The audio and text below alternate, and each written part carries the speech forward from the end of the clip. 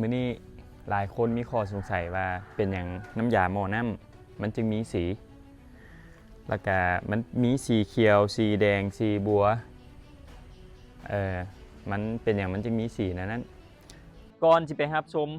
ฝากกดใจกดไลค์กดแชร์บันทึกรายการโปรดเด้อทุกคนการที่มันมีสีที่ว่าเข้มข้นนี่นะก็คือมันจะสามารถให้เราจำแนกได้ว่าสมมุติว่าเวลา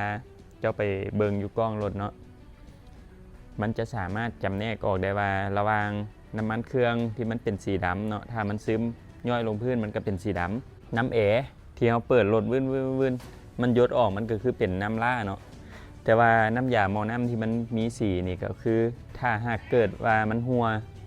มันเป็นสีให้เราเห็นได้ชัดเจนสีแดงก็คือสีแดงสีเขียวคือสีเขียวมันจะเห็นให้เราสามารถจำแนกได้ว่าโอเคอันนี้เป็นน้ำยาหม้อน้ำเอาหัว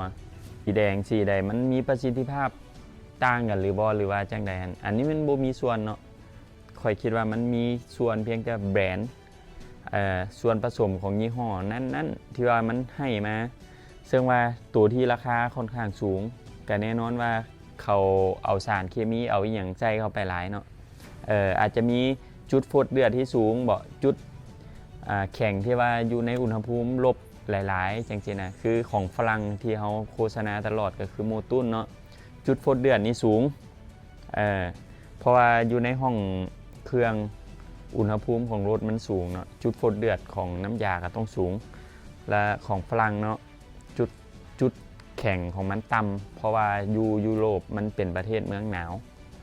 อาจจะติด-10 องศา-20 องศาจังซี่นะแต่น้ำยาหม้อน้ำก็ยังบ่ทันแข็งโต